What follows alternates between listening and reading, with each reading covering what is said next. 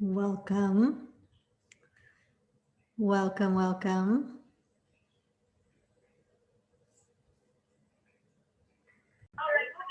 Hello.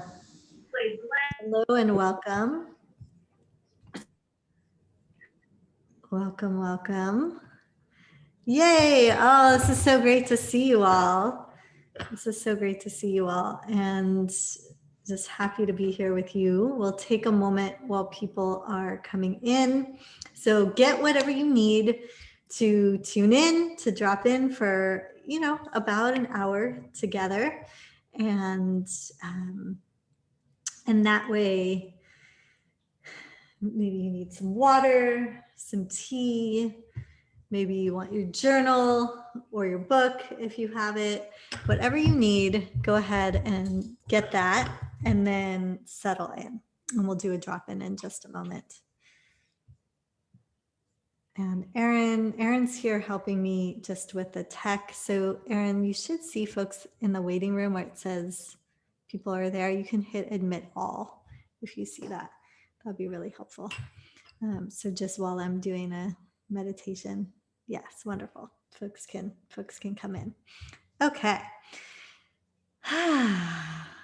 What a joy to get to spend this time with you and to talk about the book. I'll share a little bit about it in a moment, but while we're all gathering, I would love it if you could drop in the chat where you're here from. And part of the where you're here from is acknowledging and honoring the native land that you're on. And I know not all of you might know that. And you may not have time to do the research right now. And also this website is just the very beginning of learning about where you are here from. But I dropped it in the chat, so native-land.ca. It's mostly in Turtle Island that you can find. But I will say I'm here with you all on Seminole and Timucua land, unceded Seminole and Timucua land, colonized as Orlando, Florida. And so you can name where you are here from.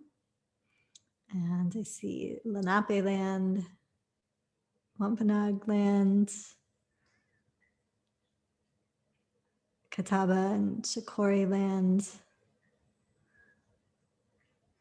So folks are from all over. I know for some of you, it might be really, really cold and stormy. And so also just acknowledging that we all come here with different experiences and with different surroundings. There may be family members, there may be pets, there may be, things demanding our time and energy and space. And so you're more than welcome to have your video on. I love to see you, and you're more than welcome to have it off as well. You can participate in whatever way feels supportive for you.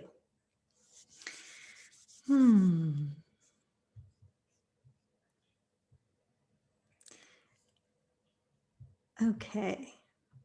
So we'll take one more moment as folks are dropping where you're here from in the chat. All over. Wow. Welcome. Welcome. And it's really so nice to see folks I know, folks who I don't know necessarily like personally, but I'm excited to get to know.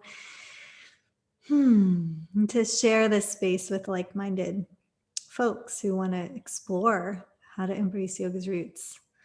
So we're going to begin in just a minute with a drop-in.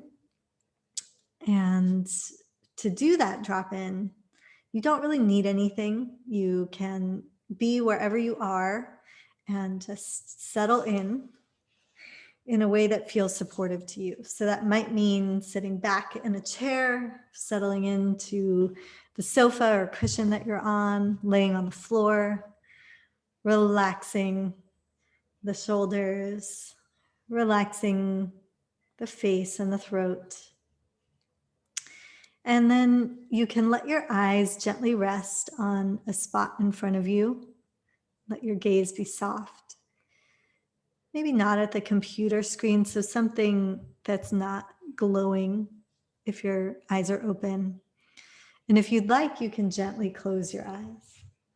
And I'm going to invite the bell and then guide us for about a 5-minute meditation.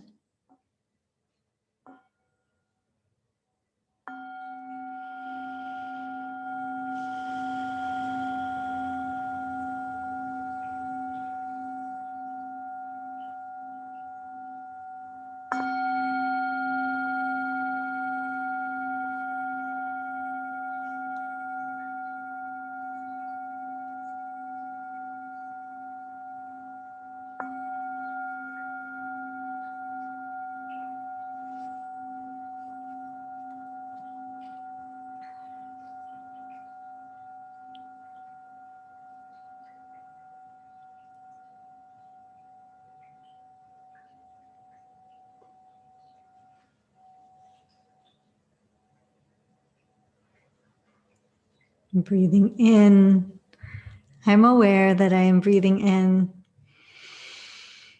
Breathing out, I'm aware that I'm breathing out.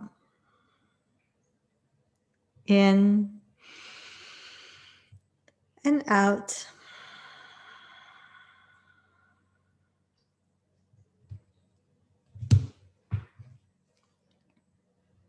And acknowledging in this moment as you breathe all that you're bringing with you into this time together. Sometimes I find it helpful to lean back a little bit and acknowledge whatever has been holding on to me or I'm holding on to for my day. And then let that go as much as I'm able. And then leaning forward, acknowledging anything that is something I'm looking forward to or maybe anticipating. And letting that go. Then leaning left and right. Perhaps there were things in your day that brought you surprise, joy, challenge, kind of unexpected. Acknowledging those things, letting them go. And if it feels supportive to you to begin to spiral your spine, kind of like you're stirring a pot with your spine, make this movement work for you. So make it as large or as small. Could be almost like micro circles. No one would even know that you're moving. Or it could be really big, like up in the hips and the shoulders and the jaw. Eyes could be rolling around. And we'll take some time to move in one direction. Stirring things up. Then the other.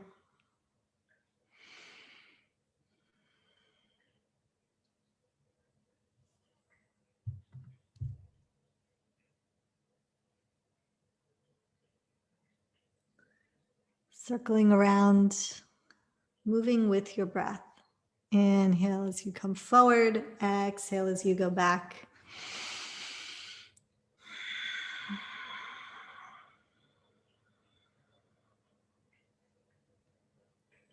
And now slowly take about 3 or 5 circles, letting the circumference of the circle get smaller and smaller as you come back to center, not someone else's center, not a perfect center, not your center last week or last year, but yours right now in this moment, which might be a little lopsided or offsides or wiggly or fidgety or calm. Who knows? But find your center and root down into the earth, through your spine and up through the crown of your head.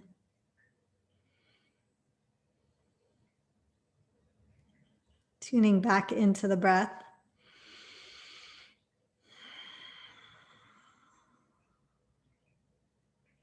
And in this moment, we'll acknowledge ourselves for being here. And also all the influences, the supports, the things that have brought us here. So, what teachers, what influences, maybe you can call to mind people, studio spaces, books, communities, those who have supported your growth or your path with yoga, your path to being a sovereign being that may formally bear the title of yoga or yoga teacher or yoga class, but it also could be communities or places that support your growth, your liberation, and that of others. Because after all, this practice was never meant to be confined to a 2 by 6 foot mat. And neither can your spirit be confined to anything like that.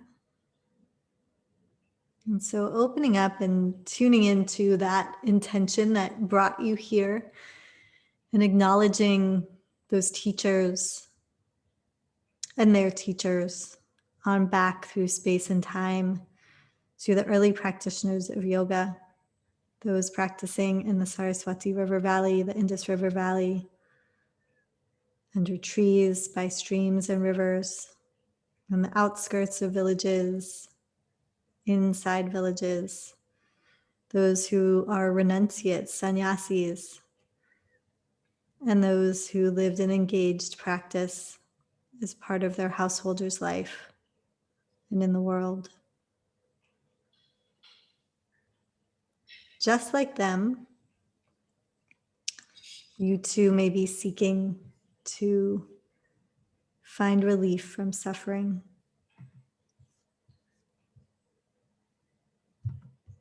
And just like them, you too may be seeking liberation, freedom, truth, answers, peace.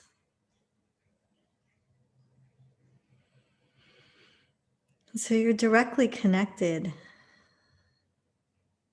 to these early practitioners, and yet in this time and place have different concerns, perhaps different cares, different social conditions and needs that your yoga, your practice of liberation can support you in addressing and being responsive to. And so there's a connection and also an iteration, a growth, a future of yoga that you are a part of. And so if you feel inclined, you can imagine a light, almost like a torch or a candle flame that is passed down. There are fires that are burning even now in India that have been kept lit from the early Homa, the early fires, for thousands of years, over which sannyasis, yogis chant sacred mantra. And so if it feels right to you, you can imagine that torch, that light, that candle burning in your heart or in your belly or in your mind. And that light illuminating you and everyone you touch, whether you formally teach or teach by share yoga by how you live and who you are in the world.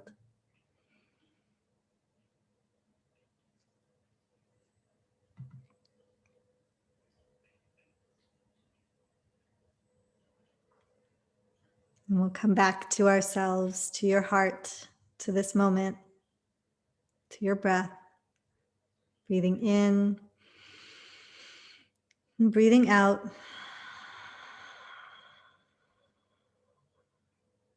And I'd like to invite you to ask yourself, perhaps ask your heart, the question, why am I here? And see what answer you get. And then you can ask it again Why else are you here? Why am I here? And then you might ask yourself, tell me more. Why are you really here? What is this about for me?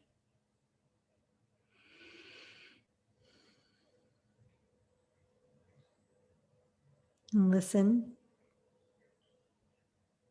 And the messages, the answers may come in sounds and words and sensations, images, or not at all.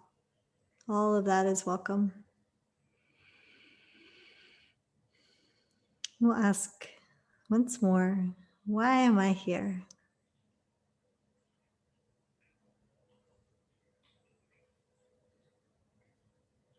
Acknowledging that we may never truly know that there's a part of us that is interconnected and also perhaps unknowable.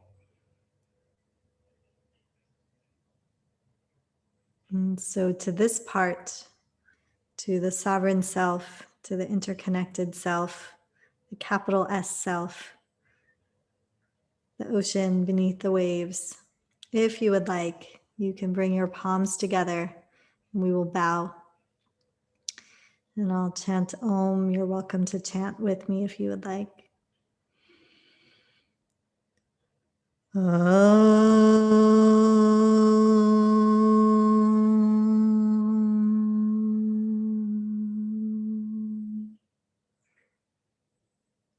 Shanti Shanti Shanti.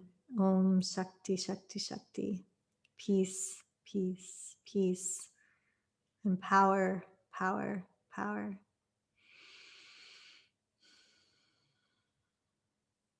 And letting the meditation end, and slowly look around you, taking in form and color and shape, noticing where you are in space. And then we'll come back to the shared space together, to this circle of folks. And I would love to hear, as we come back, why are you here? So whatever layer of that you are willing to drop in the chat, you can also, if there was anything from the meditation that struck you or that touched you, you're welcome to share it in the chat. I'm gonna ask that people keep their mics off, just to tend to your mic in that way, so we can just make sure, because there wouldn't be time to hear from everyone. So why are you here? And or how did that meditation land for you? Yeah. To be respectful of yoga's authenticity and roots as I do my best to teach my circle, Holly. And in my YTTs that I run, we do this thing that I learned actually at a monastery called, I learned it as the deaf clap. So when folks want to like affirm what you're saying, but want to do it without clapping, because, you know, we all have our sound off, but in this context, it was in person. We do this with our hands.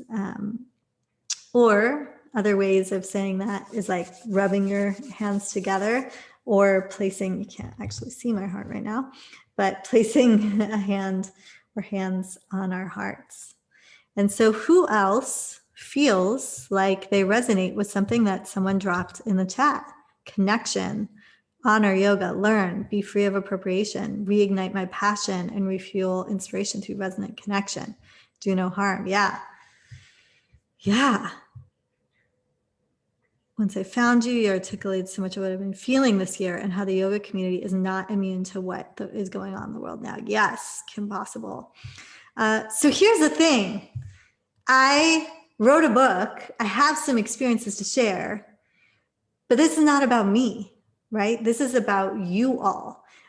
This is a movement to honor and embrace the roots of yoga, which truly is about liberation, because embracing the roots of yoga is about sovereignty, is about liberation and freedom samadhi for all at the end of the Eightfold Path. And at the beginning, ahimsa, non-harm, non-violence, right? So the beginning and the end of the path are liberation for ourselves and each other.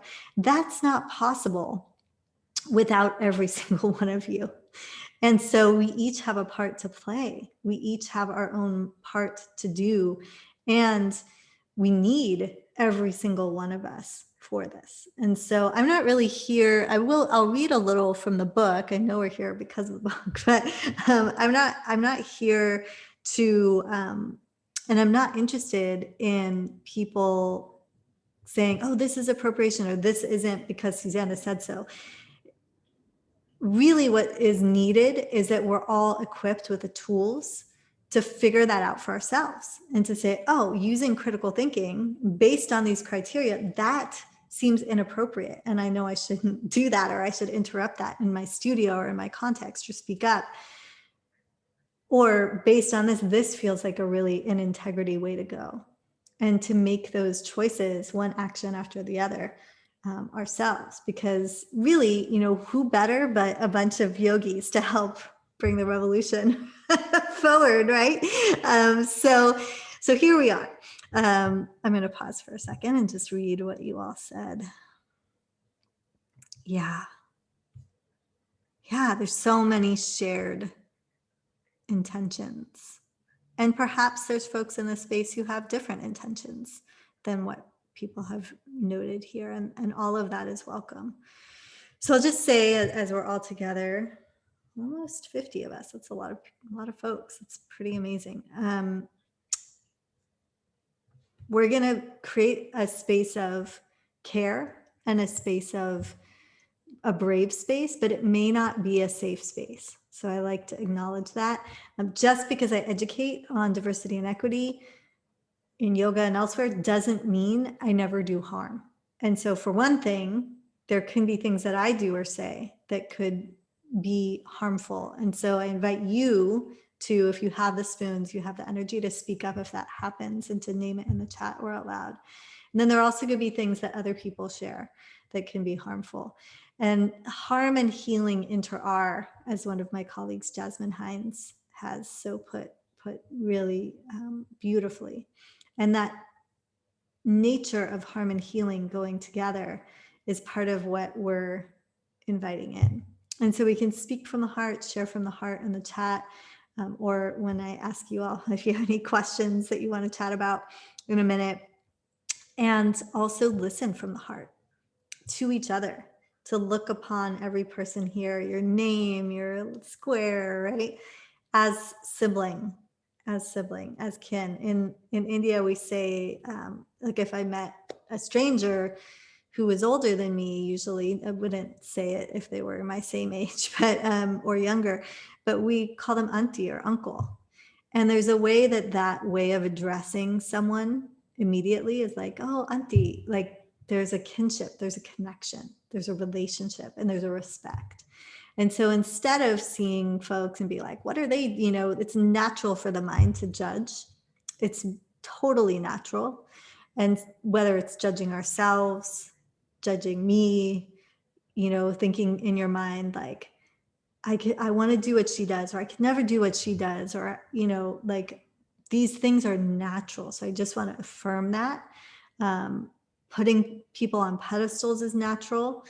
And the more we can just be like, oh, auntie, or oh, uncle, or oh, sibling. I like sibling better because it's non-gendered.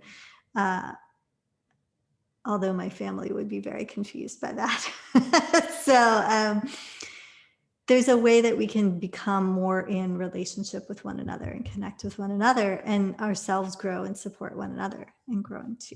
So just bringing that frame, listening from the heart, sharing from the heart, and being brave. All right. Yeah.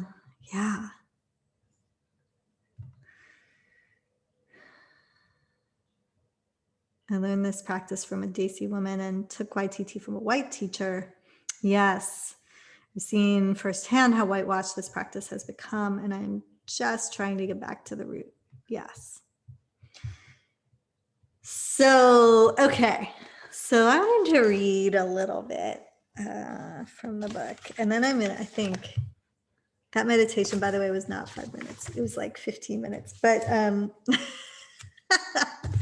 I get nervous. I was really nervous. I feel better now. I get nervous at the beginning of anything. And that's part of why I do meditations, is to settle my own nervous system. And then also to hopefully bring us into kind of one, maybe not one accord, but like a shared energy. And that really helped me. So I hope it was helpful for you too. What I wanted to read, because it sounds like a lot of us are actually, I'm going to read a little bit of a different part than what I intended, is the connection between yoga and social justice. Because as we're going to the heart of what yoga is, and as we're moving to embrace the roots of yoga and honor the roots of yoga, I think it's really helpful to acknowledge that there's, on one hand, the roots, like the history of the practice and the practice itself, and the different vehicles or methods or tools or maybe books that we might tune into: breathwork, pranayama, mantra, mudra, all these things. And then there's the people that we're around and the people that we teach, or the communities that we're in.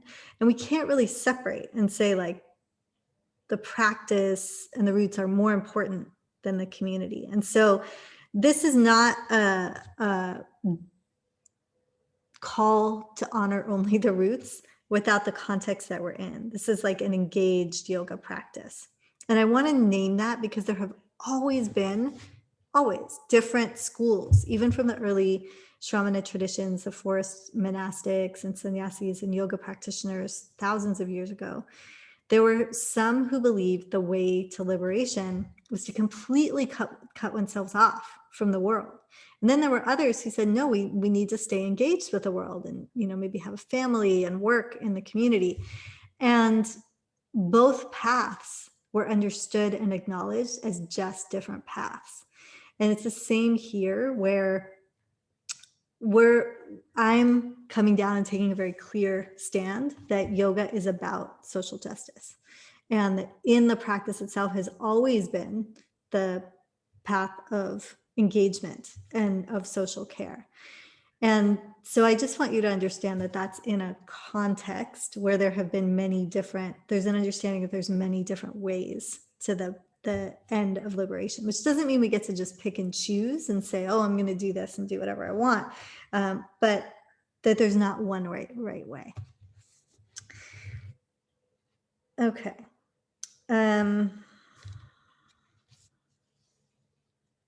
So on page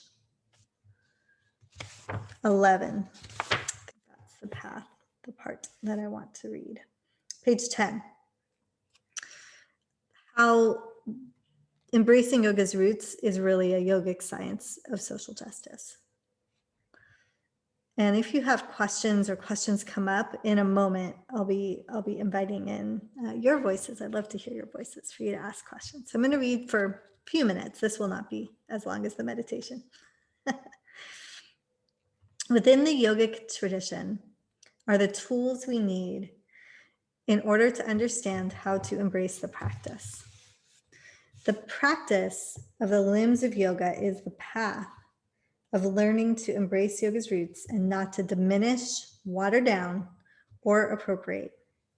This may be a process of unlearning some of what you've learned, as well as relearning a different path and process. Just as we aim to move beyond diversity to equity, we go beyond simply doing what's sufficient to truly embracing the roots of yoga in every aspect of our practice. Embracing yoga's roots is an invitation to explore what it means to be a vessel for yoga today. This work is born from the seed in you that knows there is an essence to yoga that is far deeper than what we typically see. This seed blooms from a determined truth. Whatever causes separation within ourselves or with others is not yoga. Whatever leads us towards unity is yoga. This can be a definition, right? This is a definition of what yoga is right there. And so we can use that too. And later in the book, I talk about using that question as a check-in for ourselves. And just like ahimsa may be aspirational, this too can be aspirational. You know, there are many things that we do that lead towards unity, but maybe not full unity. Maybe there's still people left out of a practice or of a context, but you can be moving in that direction towards yoga.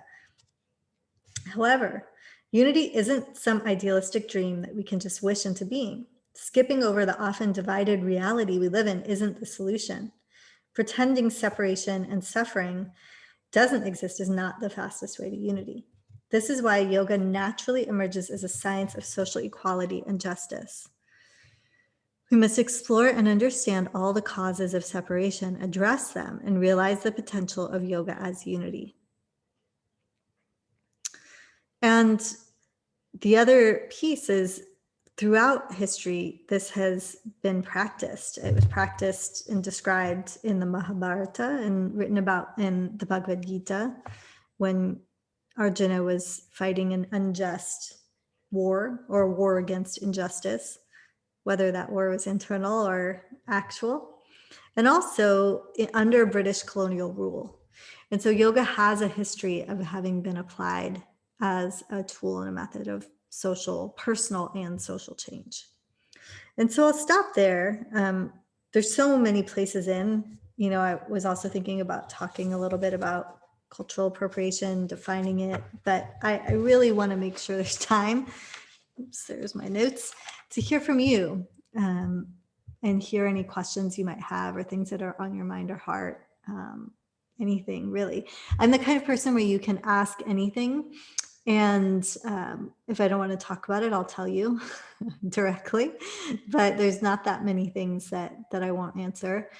And I also want to invite into the space, again, as I do in my yoga teacher trainings, because this is really important, to name part of the work that we're doing is like in the process of learning and discussing to practice what we're aiming at. And so for that reason, in this space, if there are South Asian voices, if there are BIPOC voices, if there are trans voices, if there are other folks who, like in that wheel of power and privilege, are farther away from proximity to power, I'd love to invite your voices to the front, meaning unmute, speak up. I also want to name that internalized oppression often makes us feel that we have nothing of value to share, or we shouldn't speak up, or we should be quiet. And so countering that, if you do indeed feel like you want to, by even if you really have nothing to say, being like, she just asked me to speak up, so speak up. And then for folks who are inhabiting more privileged experiences, if there's space and time, you know, later, then I'll invite your voices in.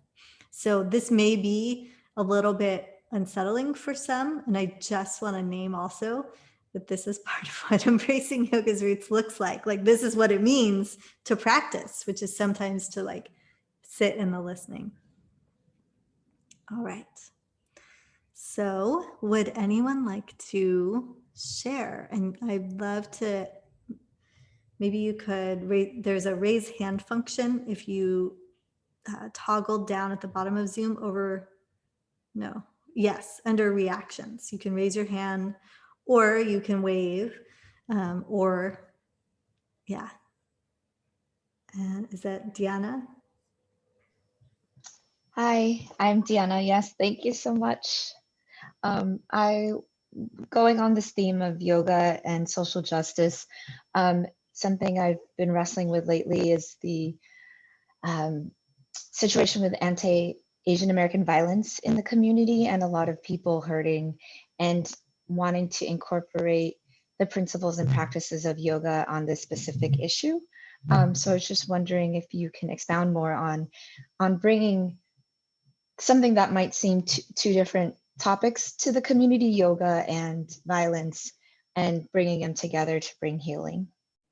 Diana, thank you for asking that and raising that. It's so true. You know, it's I think often there's a whole segment of yoga practitioners and yoga teachers who say those things should be kept outside of the yoga room, or those things should be kept outside of the yoga space. And there are many reasons for that, some of which may come from a spiritually bypassing place and a place of, I just don't want to look at it, I don't want to deal with it. But I want to acknowledge that sometimes for me, as a person who's experienced, racialized trauma, I go to a class to realign and recalibrate my nervous system, where I want to know when I walk into the space what I'm getting into, right? So I want to acknowledge there can be so many reasons. I think the majority of folks say it for spiritually bypassing reasons. But I bring that up to say, I think letting people know this is a class where we practice yoga as an engaged practice, where we address ahimsa in how I cue, how I invite you into poses, but also we talk about issues that are going on in the world, maybe things going on for you or things that I'm seeing in the media, and we have an engaged practice that invites you to think about how you can apply some of the tools from yoga into your own life and then off the mat. And usually when people are prepared, I feel like that helps them kind of engage more appropriately. Now, that doesn't address the issue of all those people who are just like, I don't want to deal with that. That's a different situation. But even those people, say they were in my class and I started talking about violence against Asian Americans, I feel like they would just tune out as opposed to really receive the message. And so, so I try to practice satya in how I describe what is going to happen in a space, and have that hopefully help people show up in a way where they can receive it, and also help them make the connections. In general, I also try to assume the best about people, and especially yoga practitioners, assume that we want to grow, we want to help, and give people an opportunity. Maybe, for example, if you're a yoga teacher, you can make your class a benefit and donate 10%, right? It doesn't have to be like, perhaps you need the money from your yoga teaching if you're teaching on Zoom or teaching weekly classes, but you could take 10% or 20% or some percentage. Or if you do have the space to do it, the entire class, the funds you raise and donate to like the Southern Poverty Law Center or the ACLU, or organizations that are specifically addressing that violence. That's another way to kind of educate through connecting with another organization. So Tiana, I'm wondering how this is resonating and if you have any other follow-up questions. No, I think those are great suggestions. And particularly, I know we've been focusing a lot on ahimsa, and I think that's just such a great way to interact that into the teaching. And I think I have been wanting to teach a class and make it donation based, but I've been held back by fear. But I think this will give me the motivation to just put it out there and have it be known what it's going to be about, and have people show up if they feel called. So thank you for the motivation and for this book club. Yeah, I mean, that's so inspiring. And it's true. I've been held back by fear. I've been worried about what people would say, been worried about not being the teacher for everyone. And the truth is, we're not. Like, you're not going to be the teacher for everyone. And that's okay. You don't want those people in your class, right? So you get to curate the space and then be the teacher for who shows up, and educate as you do so if you want. Please tag me and I'll share your class, because that's so inspiring and really, really cool. I was actually just talking to someone today about teaching a yoga class. An issue we're trying to tackle here in Florida, where I live, is human trafficking. And it's a topic that not a lot of people, it's not an easy topic to talk about. And a lot of people don't make the connections. And so I was brainstorming with someone, a local nonprofit, how we could bring that in to yoga classes and then create a structure that other teachers could take if they want and then connect. So I say that to say another thing, which is sometimes it can be helpful to partner. You know, people are happy to help. And so maybe there's an organization that you could that you have learned from on social, or that you could look up, that educates on those issues, and then reach out and let them know you're going to be doing a fundraiser in class, and they may have some ideas or have some resources. I do a lot of the work that I do through not reinventing the wheel, but connecting to other organizations that are out there. It's such a, if I had one like key to share around that, around representation and bringing yoga into other communities and raising issues, it would be collaboration and relationship building. The one other piece though I want to name is, because you brought up anti-Asian violence, and you know, it's all part of a bigger system of discrimination and dehumanization, and whether that dehumanization is around race or gender or sexuality. Part of what we're doing, as I feel, I should say part of what I'm doing, maybe you feel this too, is acknowledging the separation, acknowledging the differences, and actually celebrating those, but touching at that part of us that is all one, is all the same. That is like the big S self, the capital S self that yoga points to. And so anytime there is discrimination or violence, whether it's anti-Black violence or anti-Asian violence, that actually is, back to that question in the book, is moving us away from yoga as unity. And so right there is like, yes, part of yoga is to address that, is to speak up, is to try to undo that even in ourselves. There may be people here who, you know, when you really get, I had a student in my last training who was like, wow, I didn't realize I had all this internalized anti-South Asian, all these internalized anti-South Asian stereotypes. And I'm naming them, you know, she didn't name all of them, but naming them to myself so I cannot act from them. And so maybe that inner work, the part of reflection, which is the second section of looking at, you know, doing that deep inner work. It also may be collaborating and building relationships with people that we have never connected with before. Okay, I'm going to stop talking. So, any other questions?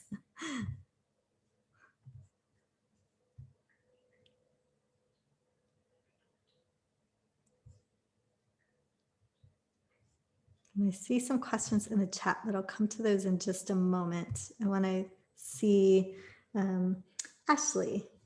Welcome. Hi, good evening, everyone.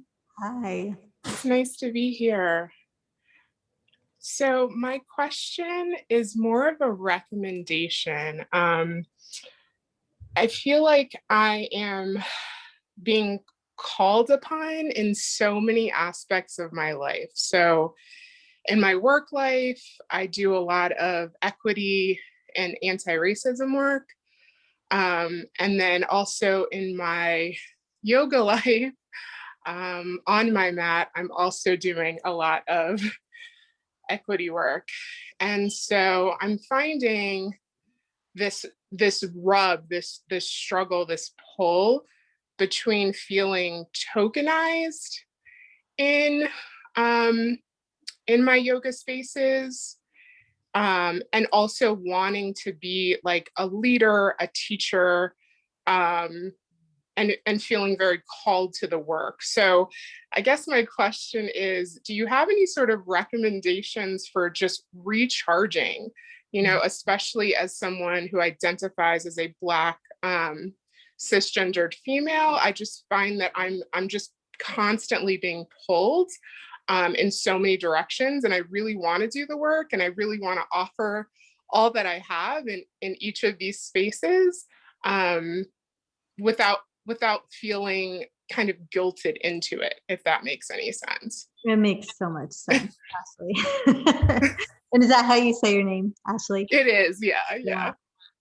Whew, I really, really feel that. And I imagine there's some other folks here who feel that too. And I mean, the first thing I think of is like, do you have your team? You know, do you have Adrienne Marie Brown calls them her woes, her folks working on excellence with her, right? The people that you can turn to and kind of go back to and process and offload like the microaggressions or whatever, you know, because when we do this work all the time and you're doing it in your paid life, it's really hard when in your space of liberation, in your space of refuge and practice, it also becomes kind of like work, even though, yes, of course, there's always going to be microaggressions or appropriations that you want to disrupt. For me, it's a lot about going back to those people and processing and offloading and like decompressing, and then calling on my allies and accomplices and saying, hey, this happened. Can you handle it? Because I don't have the capacity right now. I'm getting clearer and clearer on my boundaries, and recently put out a post about free labor because I get like maybe 4 or 5 free labor requests a day. And that's a lot, right? Like if I spent my time doing, that's like an hour to 2 hours, depending on what it is, that I could have been writing my next book, or could have been, you know, doing something, or being with my son. I have a kiddo. So boundaries, like loving boundaries that love up myself and other people. And so yeah, like a lot of self-care and letting myself off the hook too.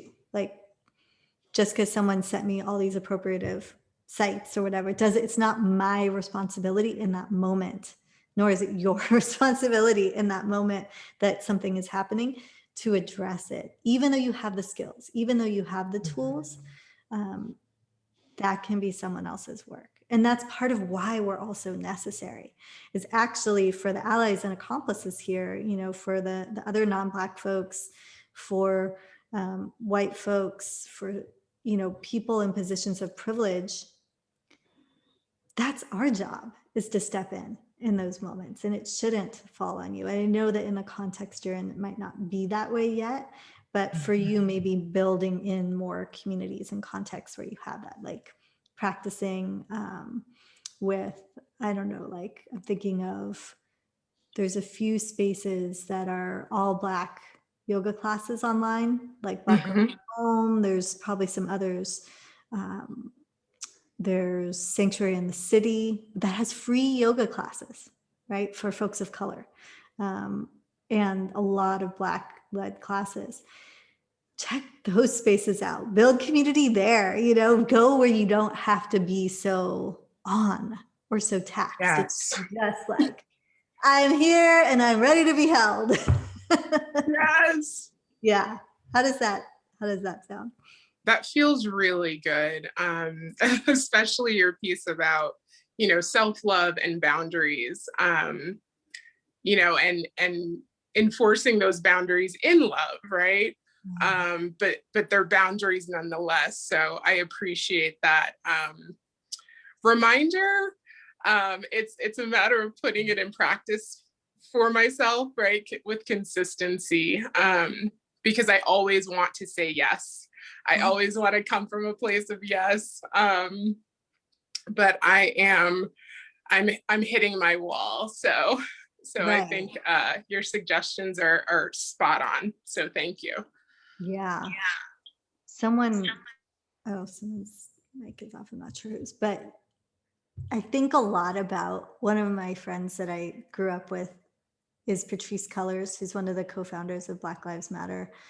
And we worked and lived and practiced together for many years. And we always, even though we were struggling against systems, which when we began, we didn't even know the names for them, like the prison industrial complex or school to prison pipeline. We didn't have those names. We just knew there was something wrong and young people shouldn't be getting kicked out of their homes for being queer. You know, schools shouldn't be criminalizing young people because of the color of our skin.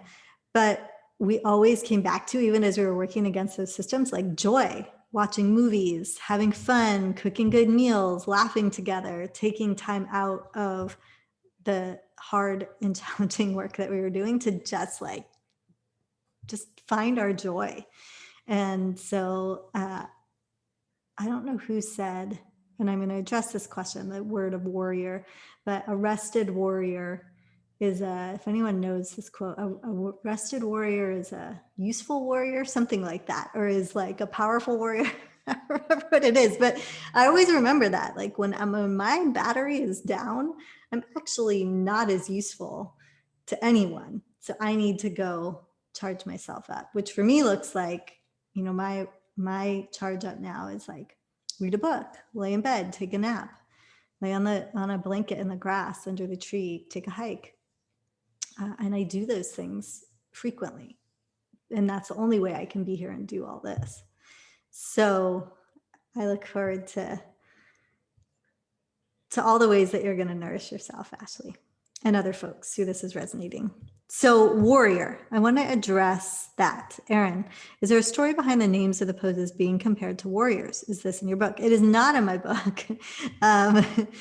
And yes, so there are many stories and about different poses. And in the Bhagavad Gita, which is one of the main stories of the Mahabharata, which is a really long, it's an oral history, an oral story. And the Gita, the Bhagavad Gita, is a small part of that big tale of a battle between kind of a corrupt side and a side that was working for justice. The idea is, or the concept is, the main character, Arjuna, is a warrior, like literally a warrior. That's his role, his varna, his position is, and varna is like caste or job. And I want to say the Gita is not without complexity, right? Because it talks about caste, and caste is somewhat entrenched in some of these texts. So I also don't just unquestioningly read the texts either. The texts need to be examined and to be unpacked and to be looked at for where they themselves may be exclusive. But that war that he's about to fight is a war with hypocrisy, a war with corruption, but also has been interpreted as a war of like the higher self or the true self with the ego. And so there, a lot of the poses that have that name, Virabhadrasana, is pointing to not just the war outside, but an inner war or an inner struggle or an inner movement for sovereignty. So, and there's different stories around other pose names as well, but I'm not going to go into all those right now. So Valerie asked, you need a teacher to approach texts like the sutras or the Gita. So there's different perspectives on this, and I'll just address this quickly. Is it okay to read translations on your own without a guide? I need to go teach. Okay. So yes, I'll post the recording, I think, on my YouTube channel, which is just my name if you wanted to look for it later. So some schools of thought, some schools of yogic study, the more strict schools that are guru shishya, so guru teacher, shishya student, say you should not study the text without a teacher. But there were always yoga practitioners, and then later those practitioners became teachers, who did not fit in a school. And there were many who studied on their own. And that's been true since the Shramana practitioners, since the forest monastics and sannyasis, and it's true today. And so the particular school that I come from, which is the Sri Adi Shankaracharya tradition, which is an Advaita tradition, which is the one that talks about the oneness of all things, is, and my particular teaching lineage is one that does not say you can only study with a teacher. It's great if you have a teacher that can help you and that helps you unpack or understand, like we all need those people who can help our yana, our wisdom, but it's not a prerequisite. So that's a perspective of a more fundamental or a more kind of, I don't know how to say it, because it's not a wrong perspective. It's just a more specific, focused perspective. And then there are many other perspectives that say yoga was always direct experience with nature, with the world around us. Like, what are you talking about? You have to have a teacher. That makes no sense, because a teacher is you. The teacher is the natural world. And so both can be true at the same time. And so if you have a teacher, if you can get to a teacher, wonderful. But if that teacher ever tells you only believe what I say and don't listen to your own intuition or your own knowledge or your own critical thinking, that's where I would say question that and wonder if you're in more of a cult situation, right? We have to always come back to the sovereignty of our own knowing. Okay. I just want to say, Kim Possible, when the shit hit the fan this year, I said to myself, this is the righteous war the Gita talks about. Why are yogis being quiet? Yes. And the last piece on that is, for those people who do spiritually bypass, maybe we don't want to take that route of, let them be. Maybe we want to be more in their face and say, what are you doing with your yoga? Sometimes I do this. What are you doing as a yoga practitioner if you're silent on matters of justice? There is no neutral, and really be a bit more like pushing people to look at what they're doing in their practice. That's another wonderful way to practice. Anna, and then also just opening up. I'm happy to hang out a little bit longer, but we'll formally close a little soon, and then I'll hang out if there's other questions, but no one has to hang out. Okay, thank you. This is Anna, she, her. One of my friends posted an article about the issue of QAnon in yoga spaces, or yogis being drawn into QAnon. And I was thinking about that. I had trouble finding the exact quote that I wanted, but it relates to the trust point on page 24. Of each of us having our own epistemic authority, like our own lived truth and valuable knowledge. And it seems like sometimes there's a misinterpretation of that allows people to say, this is my truth, and basically to not work on personal growth because they're saying it's their truth, or they ignore important public health science because they say it is my truth that vaccines, blah, blah, blah. So I was wondering if you could speak a little more to the potential concerns in saying things like, inner truth, and how to not misuse that phrase, I guess, or not encourage the misuse accidentally. Right. Thank you, Anna. When people refer to their personal truth, allowing them to do something like not wear a mask, or why they're not going to get a vaccine, things like that, it's a misunderstanding of how power works, right? So it's a missing of systemic power. And so for me, what's helpful in those moments, and not everyone is willing to sit and have a conversation about power, but sometimes I'll just say, hey, have you done any learning around or exploration around systemic injustice or systems of power? Because there's power within. And I think later, I don't remember what page now, but in the book, I talk about the 3 kinds of power: power within, interpersonal power, and then structural power. And so something like dealing with a pandemic, we're experiencing the kind of power that is beyond just individual, right? It's out of just our own hands. And it's also beyond just interpersonal. It's actually structural. So what we do impacts not just ourselves, not just our immediate family, but potentially many, many people in our community.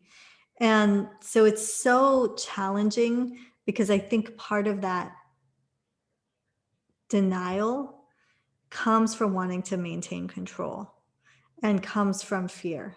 And so the only way I've ever gotten someone who's fixated on denying systemic power to acknowledge it is by myself either being vulnerable or acknowledging their fear or their pain or their sadness or their loss or their grief, because that kind of cracks that defensive shell. So then they can see the impact that they may have on others, but it doesn't always work. So because of that, yeah, I see your point. It's like when you talk about we all have epistemic authority over our own experience. What I mean there is epistemic means how we know what we know. We all are the ones who get to determine how we know what we know. By that, I mean, we don't have to believe something just because someone told us. We can use our own critical thinking, our own, rationalization process. And that process happens in a context. And so we're connected to the context where we gather information from. And so it's also pointing to, well, where are the sources? What is the information that you're gathering? And so really, I think the way forward that I've tried to do is just to point people to systems of power. So I don't know if that's helpful, and I hope that's helpful. It is. Yeah, I hadn't thought of it that way, and it's really helpful. Thank you. Yeah. Okay. So it's a little after 8. I said this would be about an hour. Happy to hang out, but I will formally just close so so folks who need to go can hop off. I do want to just give you a few announcements. One is we'll be meeting again and doing this again. My birthday is March 7th. We're going to meet March 5th. So it'll be like birthday celebration, hang out, talk about the book and themes about the book. And I'll focus more on liberation. So the ending of the book, the ending section. But again, you don't have to have read it to show up. And then if you're interested in joining, just so you know, I'm letting you know because you might be interested, you might know someone who's interested. Our YTT 300 hour that's based on this work and that really kind of goes into yoga and social justice and building that out as yoga leaders is starting enrollment, and it generally fills up pretty fast. It's online. So I say that because I haven't shared it anywhere else yet, but I want to let you know in case there's anyone here, since you probably would be interested in that kind of training. And then other than that, the only other thing to close is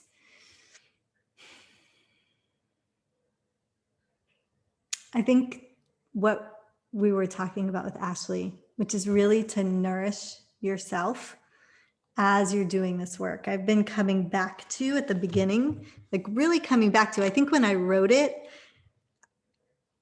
I didn't fully realize how important it was, but only in now the rereading, like a few months after the book's out there in the world, the practices for self-care, like they're really important. I'm so glad I put that part in the book, the ritual, the reflection, the curiosity, the holding tension, the space for grief and anger, community, right? Practices for community care too. So as a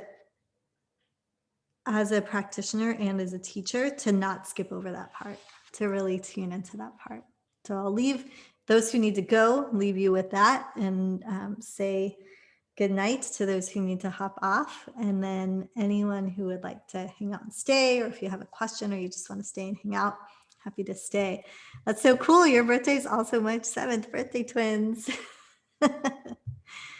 I appreciate you all too. So much appreciation. Who knew? Who knew when I put together a bunch of essays, it was going to turn into a book that really like touched a nerve that I think so many of us are feeling about this practice and the culture of yoga in the West that needs to change. So grateful for you. I might skip ahead to that section. Yes, please do. Thank you so much for being here. Thank you so much for your practice. If you'd like to unmute and say goodbye, you can. If anyone else has a question, you can raise your hand or pop it in the chat. Oh, yes, the 300 hour is embodyyogasroots.com. So it's the 300 hour. So, so just click on the 300 hour. It's not hyperlinking, but I think you can put it in the. Yeah, thank you. Especially the way the pandemic has further exposed inequalities and needs. These discussions are essential. They are so essential. Thank you so much. Oh, I'm glad you're loving the course. Okay. Goodbye. Thank you, thank you, thank you, everyone. So grateful for you.